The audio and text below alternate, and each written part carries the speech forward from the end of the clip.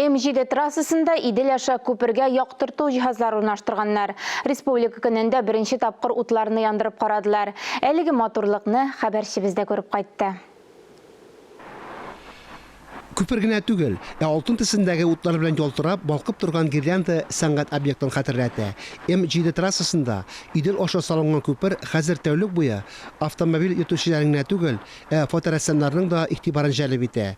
Әгәр көндез Идел ярлары табигатының гүзәллеге күренсә, төнлә ул үзен оригиналь архитектура яктыртуы белән гаҗәпләндерә. Бу күпернең 130 еллык тарихында беренче тапкыр эшләнде. Аны яңартуны республика көненә туры китереп, терәкләрдә махсус светодиод яктырткычлары урнаштырдылар.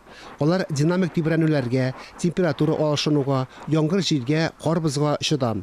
Утларның төзеклеген автоматлаштырылган идарә итү системасы күзәтә. Ул дистанцион гына түгел, мобиль контролер җырларына да сигнал бирә. Сак хезмәте дә эшли. Татарстанлыларның һәм республика кунакларының әлеге моторлыкны фотосурәткә яки видеоязмага төшерү мөмкинлеге дә бар. Фанис Мөхәммәтов, Инна Данилова, Татарстан яңалыклары.